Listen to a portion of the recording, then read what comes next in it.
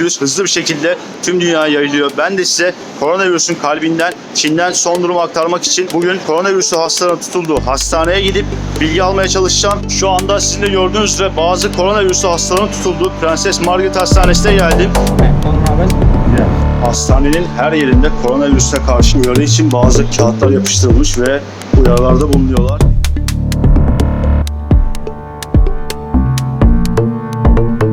İçeriye gitmek amacıyla kapıyı açmaya gidiyorum ama gördüğünüz üzere kapılar kilitli. Herkese Çin'e bağlı bir özel bölge olan Hong Kong'dan yepyeni videodan selamlar. Bildiğiniz üzere koronavirüsü son günlerde tüm dünyaya yayılmış ve hayatı felç etmiş vaziyette.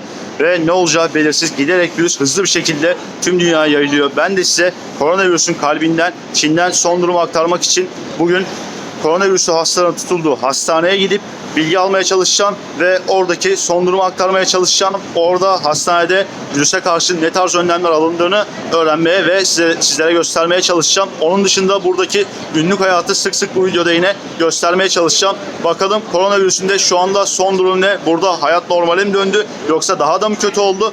Ve hastanelerde ne tarz önlemler alıyorlar bu virüsün yayılmasını engellemek için? Hepsini bu videoda göstermeye çalışacağım. Hadi yavaştan o zaman başlayalım. Şu anda hafta sonu olması, havanın çok güzel olması ve insanların artık evlerinde durmaktan bıkmış olması sebebiyle etraf biraz olsun kalabalıklaşmış vaziyette. En azından son 2 aya göre çok iyi şu anda dışarıdaki kalabalık. Ama bunda şu anda şehrin en yoğun, en kalabalık yerlerinden bir tanesinde bulunmamda ve bugün hafta sonu olması, havanın güzel olmasıyla ilgisi var.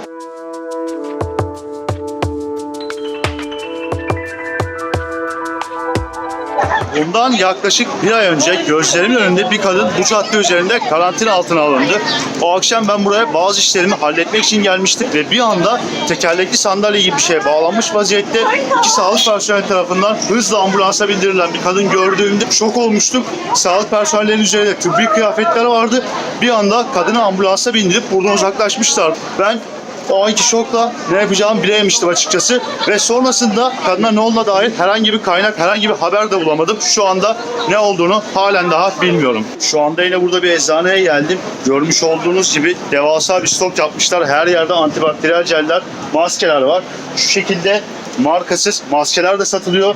Bunlar en başta sokaklarda satılıyordu. İş bildiğiniz kara borsaya dönmüştü. Sokaklarda insanlar bu şekilde pahalı fiyattan, yüksek fiyattan piyasanın bir tık altında maske satıyorlardı. Aslında maske taktığınız zaman dahi virüsten tam anlamıyla korunmuş olmuyorsunuz. Maske takılmasının asıl amacı virüsten korunmak değil, virüsün yayılmasını önlemek. Çünkü bu maskeler yandan ve üstten hava alıyor. Hatta kullandığınız maske yanlardan ve üstlerden hava almıyor dahi olsa siz maskenizi elinizle düzelttiğinizde ve sonrasında bu elinizle bir yemek yediğinizde ya da gözünüzü kaşıdığınızda dahi virüs size bulaşabiliyor. Ama ne olursa olsun tabii ki maske kullanmak hiç kullanmamaktan çok daha iyi. Şu anda Ladies Market diye bir pazara geldim burada. Burada pazarın girişinde dahi maske ve antibakteriyel jeller satıyorlar. Arkamda görebileceğiniz üzere.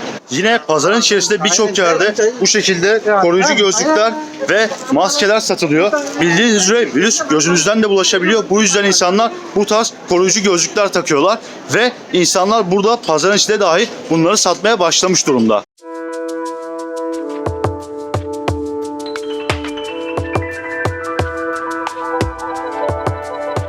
Şu anda en işlek metro istasyonlarından bir tanesindeyim. Hastaneye gitmek için buradan metroya bineceğim. Bir şey çok dikkatimi çekti. Şu anda metronun içerisinde, metro istasyonunun içerisinde bir tane dahi maske takmayan insan yok diyebilirim.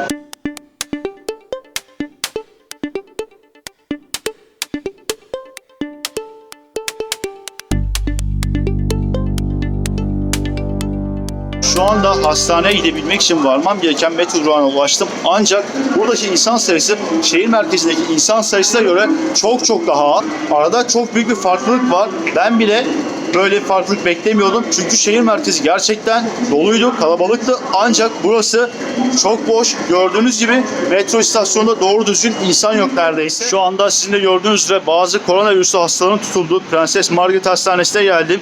Burada bazı koronavirüsü hastalar tutuluyor. Bu hastane şehrin biraz daha dışında kalmasından dolayı seçilmiş bir hastane. Hastanenin her yerinde koronavirüse karşı uyarı için bazı kağıtlar yapıştırılmış ve uyarılarda bulunuyorlar.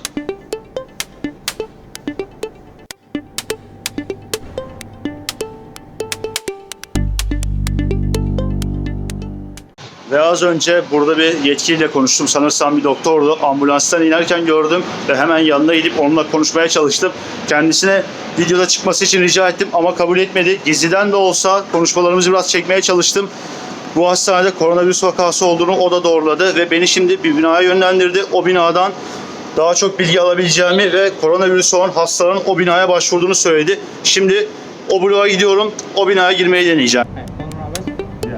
Here the building, the S block. There, just next to this block.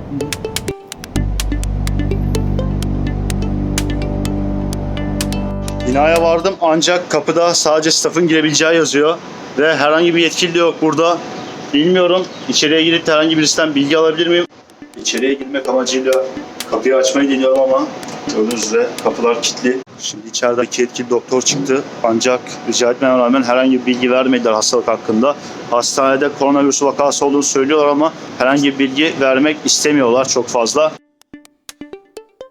Şimdi hastanenin içerisinde başka binaya girdim. Burada da her yerde uyarılar var. Şu anda hafta sonu olması sebebiyle hastane bomboş durumda. Az önce hastane içerisindeki birkaç yetkiliyle daha konuşmayı denedim ama koronavirüs hakkında, bu hastanedeki vaka sayısı hakkında net bir bilgi vermeyi reddediyorlar. Kesinlikle net bir bilgi vermiyorlar. Sadece bana söyledikleri şey koronavirüsünün belirtileri ve eğer o belirtileri hissedersem ne yapmam gerektiği, isterseniz o belirtilere gelelim. Koronavirüsünün en baştaki belirtisi ateş, nezle, solunum yollarındaki ağrı, sızı ve bana bir diğer söyledikleri şey ise son 15 gün içerisinde Çin, İtalya, Kore gibi vaka sayısının yüksek olduğu yerlerde bulunup bulunmadığım, eğer ki bu ülkelerde bulunduysam dışarı çıkmamam gerektiği ve eğer ki semptomları gösteriyorsam bir an önce buraya hastaneye başvurmam gerektiğiydi. Ve tüm bunların üzerine ben de birkaç bilgi eklemek istiyorum. Şu anda halen daha koronavirüsünün net bir tedavisi bulunabilmiş değil. Ancak size bazı ilaç takviyeleri veriyorlar ve bunlarla birlikte hastalıkla savaşarak hastalığı yenebiliyorsunuz. Ancak bağışıklık sisteminiz yaşlı insanlar gibi ya da çok küçük çocuklar gibi güçsüzse hastalığa yenik düşüp hayatınızı kaybedebiliyorsunuz.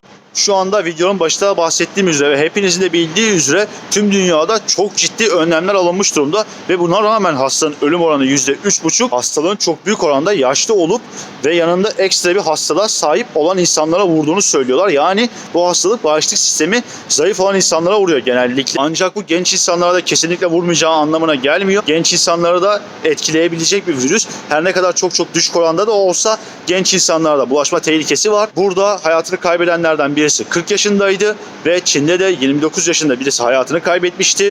Onun dışında bugün okuduğum bir haberde koronavirüsün hamile kadına bulaştığını ve hamile kadından da taşıdığı çocuğa bulaştığını ve çocuğun koronavirüsü doğduğunu gördüm. Ve bildiğiniz üzere bazıları havanın ısınmasıyla birlikte virüsün ortadan kalkacağını söylüyor. Ama bugün okuduğum bir haberde yine hava ısınsa dahi virüsün ortadan kalkmayabileceğini, diğer virüslere göre çok daha güçlü virüs olduğunu söylüyorlar. Şu anda tüm dünya genelinde koronavirüsü çok hızlı bir şekilde yayılıyor ve her gün çeşitli ölüm haberleri geliyor.